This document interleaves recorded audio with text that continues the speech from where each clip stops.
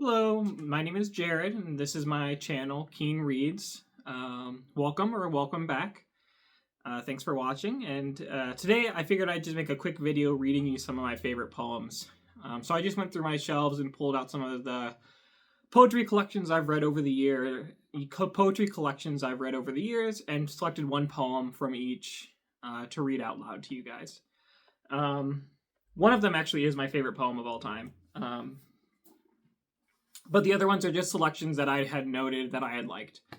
I don't think there's a real theme to these other than I like them. There's a couple on kind of mortality, but I don't think there's a general theme running through them other than I like them. I'm not going to offer too much of an analysis or anything like that. I'm just kind of going to let the words speak for themselves, because that's really what I like about poetry. I don't try to get too much into the meanings. It's more kind of the words themselves and the imaging, I guess. More image than meaning, I would say, for me. I am almost over my cold, so that's good. But let's go ahead and get started. Again, hopefully this will be just a quick video. First one is from a selected poems of E.E. Cummings. I am probably in the near future going to get a collected works of his, just because I've liked what I've read enough by him. There's quite a few in here that I like, but again, just picking one. So this is poem number 13 in this, but his poems usually just go by the first line. So here we go. Oh, also, as you guys know, I've recently read the works of Carl Sandburg, Dylan Thomas, and I'm currently reading some W.B. Yeats. I already read a little bit from Dylan Thomas and Carl Sandburg in previous videos, so I did not select anything from those books for this. And as I'm currently reading through W.B. Yeats, I think I'll read some when I finish it. So those three poets were kind of excluded from this video. All right, so back to the current topic. So this is E.E. Cummings. Being to timelessness as it's to time, love did no more begin than love will end. Where nothing is to breathe, to stroll, to swim, love is the air, the ocean, and the land. Do lovers suffer? All divinities proudly descending put on deathful flesh. Are lovers glad? Only their smallest joys, a universe emerging from a wish. Love is the voice under all silences, the hope which has no opposite in fear. The strength so strong, mere force is feebleness. The truth more first than sun, more last than star.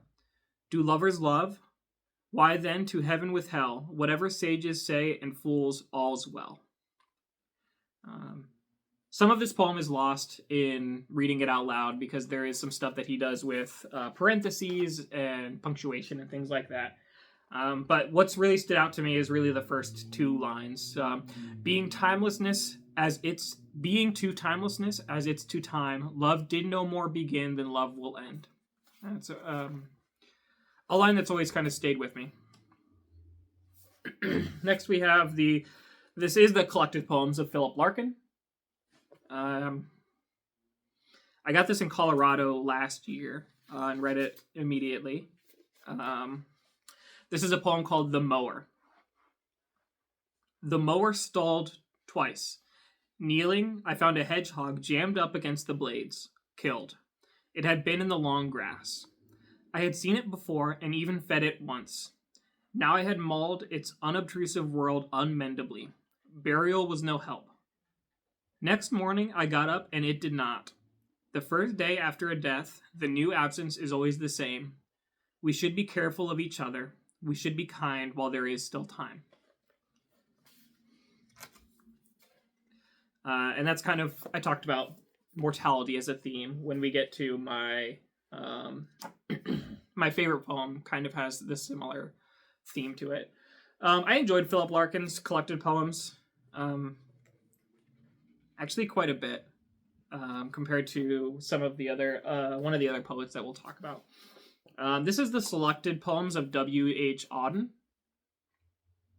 I don't plan on getting a collected poems of his. I don't think I liked his poetry enough to justify it, and I've seen it at Barnes & Noble, and it's huge. So I just don't see myself reading through his collected poems anytime soon. But this is called Funeral Blues, written in April of 1936. Stop all the clocks, cut off the telephone, prevent the dog from barking with a juicy bone, silence the pianos, and with muffled drum, bring out the coffin, let the mourners come. Let aeroplanes circle, moaning overhead, scribbling on the sky the message he is dead. Put crape bows round the white necks of the public doves. Let the traffic policemen wear black cotton gloves. He was my north, my south, my east and west, my working week and my Sunday rest. My noon, my midnight, my talk, my song. I thought that love would last forever. I was wrong.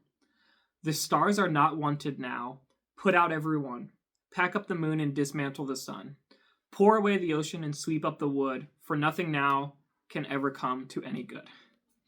Kind of a depressing poem. But I'm a sucker for any imagery that has to do with like stars or the sun or the moon. So I really like that last stanza. Kind of in that similar vein, I like from E. E. Cummins, he has a stanza that's like, trust your heart though the seas catch fire, live by love though the stars turn backwards, or something like that. I just butchered it. But he has a similar kind of star-themed stanza in one of his plays, or his poems. Next is the collected poems of Raymond Carver. I really did not enjoy this when I read it. This is one of the first poetry collections I read, so part of me thinks I couldn't appreciate it, but part of me just also thinks that maybe he's not a poet. He's more of a short story writer. But there is one poem that I marked in this, so we're going to read that one poem. And this is called Forever. Drifting outside in a pall of smoke, I follow a snail's streaked path down the garden to the garden stone's wall. Alone at last I squat on my heels, see what needs to be done, and suddenly affix myself to the damp stone. I begin to look around me slowly and listen, employing my entire body as the snail employs its body, relaxed but alert. Amazing. Tonight is a milestone in my life. After tonight, how can I ever go back to that other life? I keep my eyes on the stars, wave to them with my feelers. I hold on for hours, just resting. Still later, grief begins to settle around my heart in tiny drops. I remember my father is dead, and I am going away from this town soon, forever. Goodbye, son, my father says. Toward morning, I climb down and wander back into the house. They are still waiting, fright splashed on their faces, and as they meet my new eyes for the first time. So, looks like 3 of the 4 we've read actually have mortality as a theme, or at least discuss it. So this is kind of a themed video, because that is also the theme of my favorite poem. It's a very melodramatic poem, kind of over the top in its themes, if you want to say so, but I just love it so much. And it is from the collection Come the Slumberless to the Land of Nod by Tracy Brimhall. For the longest time, I was subscribed to Poetry.com's Poem of the Day, and I would get them emailed to me, and this was one that was emailed to me, and I found it, and I liked it enough to actually buy the book. So this is called Fledgling. I scare away rabbits, stripping the strawberries in the garden, ripened ovaries reddening their mouths. You take down the hanging basket and show it to our son. A nest, secret as a heart, throbbing between flowers.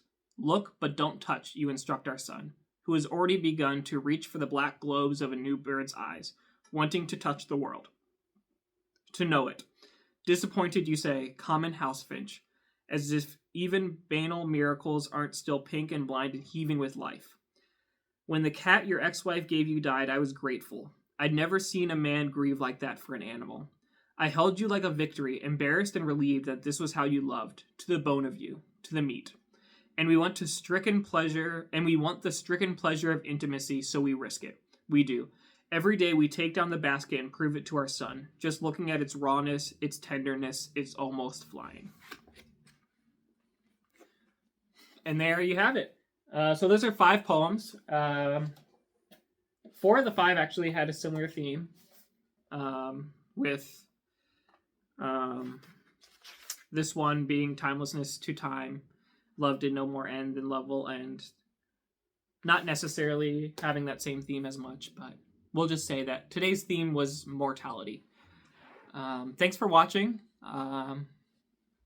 If you enjoyed it, please like or subscribe. I've never actually said that at the end of a video, but I think it helps with the algorithm or something, assuming you made it this far. And please comment if you really liked any of the poems, or if you have any other poems along the same theme that you think of when we talk about it. That was kind of vague, but I think you know what I meant. Anyways, thanks for watching and have a good one.